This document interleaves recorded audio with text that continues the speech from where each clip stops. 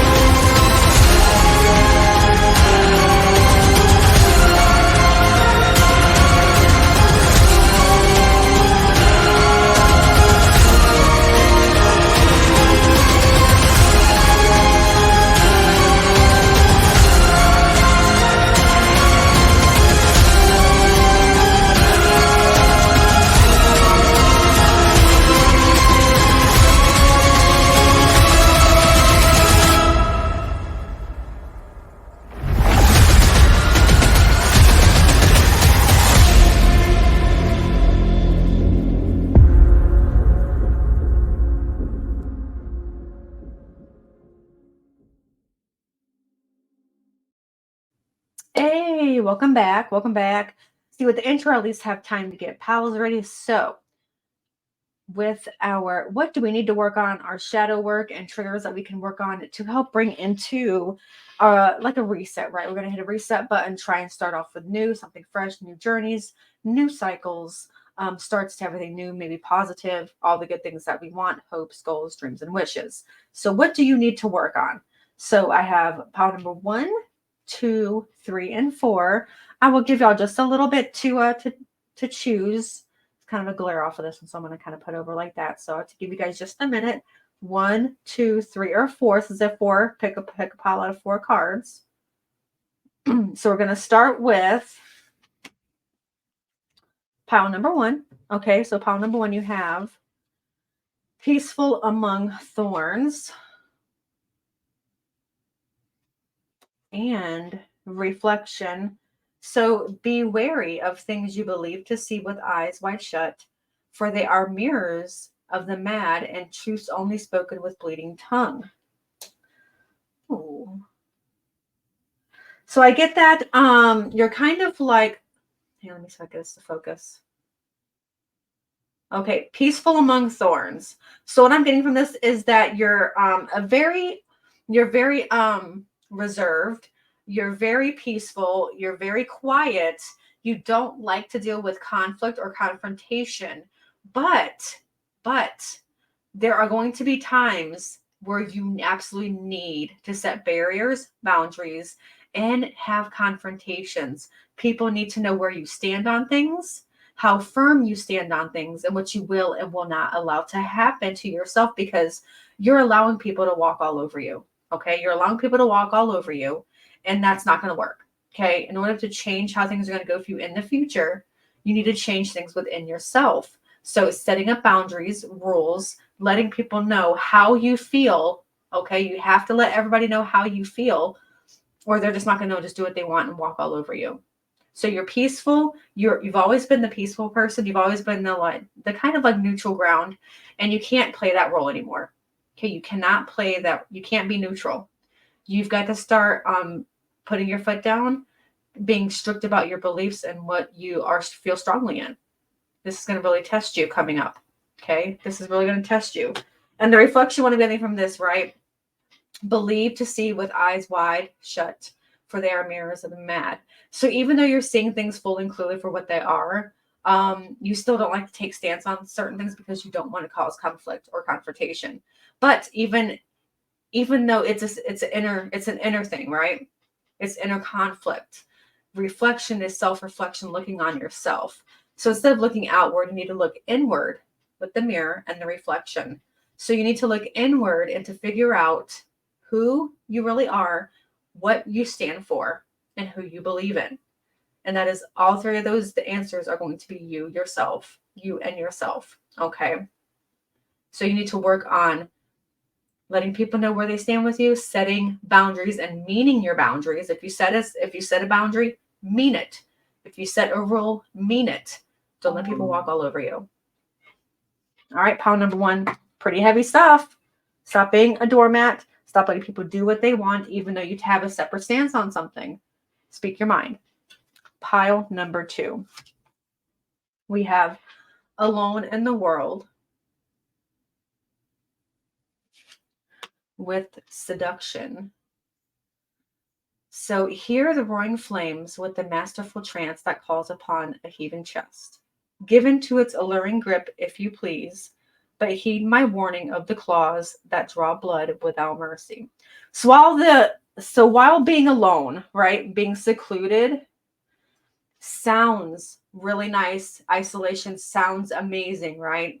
And you're very perfectly happy being alone, because that's kind of how you've forced yourself to be in the world. And I'm not sure why.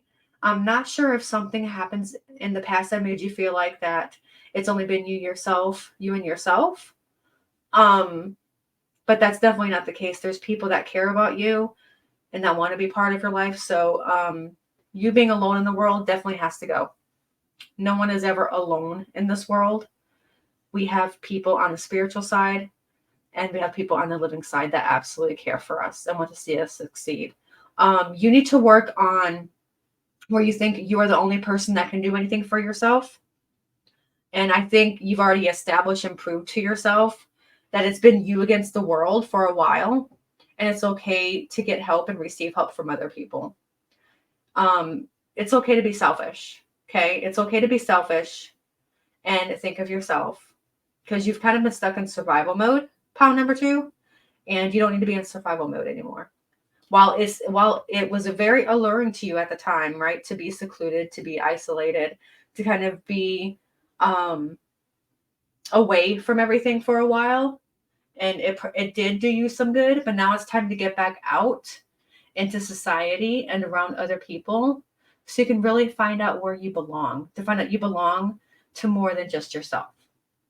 Okay, you belong to more than just yourself.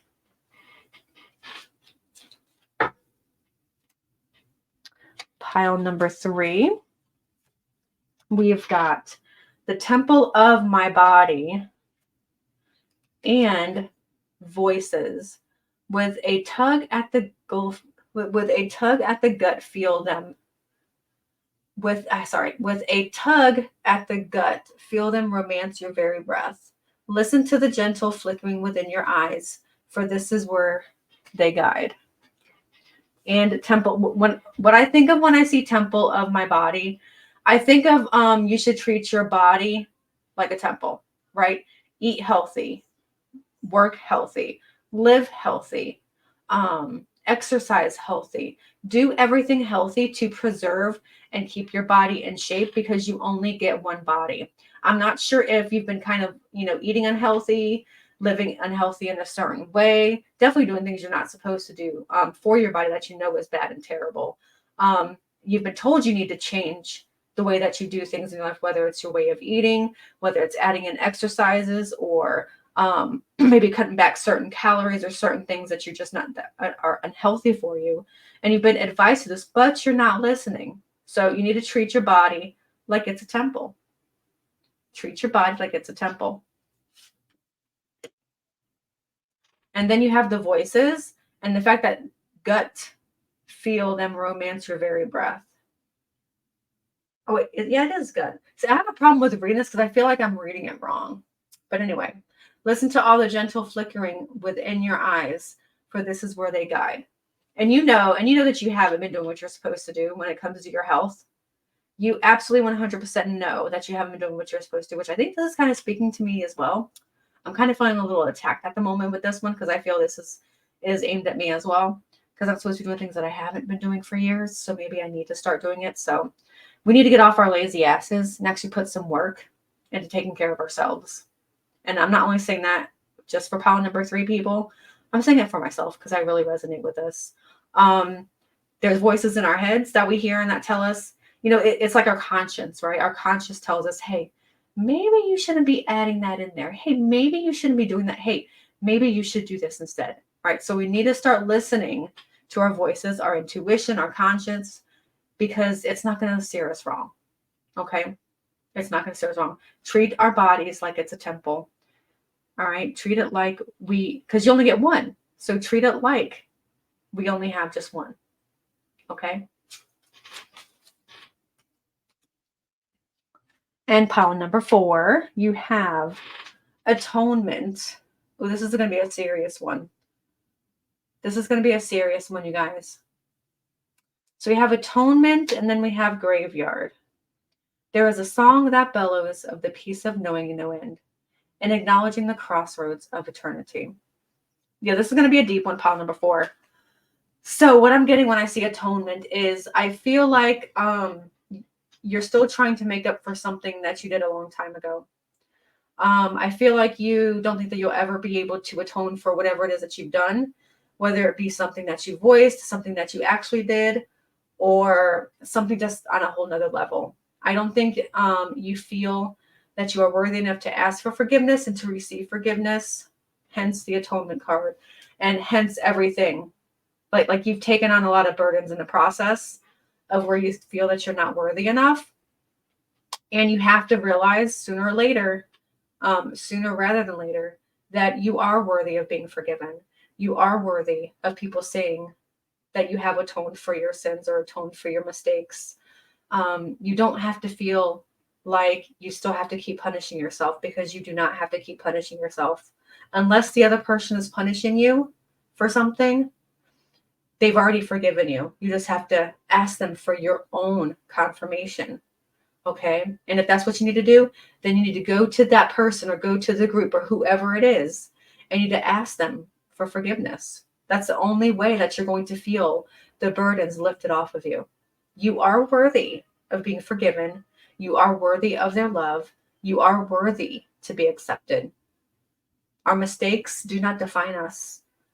Our mistakes make us who we are, yes, but they do not define us. Okay? You are worthy of a lot of things. You need to feel that way. And then with the graveyard, it's kind of exactly what I'm getting right here. Acknowledging. You have to acknowledge you're at a crossroads in your life.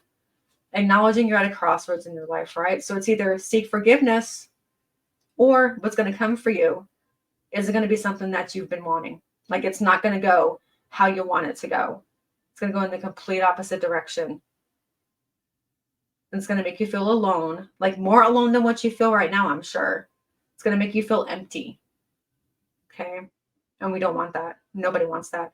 So pile number 4, seek forgiveness, seek out atonement, because you are worthy of it. You are worthy of it. Okay. And that's what shadow work is, admitting things that you don't want to. It's confrontation. It's starting to bring out your triggers so they don't trigger you as often, so you don't get defensive that often, because it brings out that part of you that nobody likes, right? So it's working on the things that we don't like in ourselves that make us who we are. The more we work on our triggers, the more we are to be who we are, instead of being and triggering our ego our defensive self. Nobody likes that. So work on those triggers, work on these things that were in your cards, and it will lead to a better version of yourself. Start working on it now. Don't delay. Okay. Work on it right now. And I hope you guys enjoyed and have a great, great, great rest of your night or day. Bye, everybody.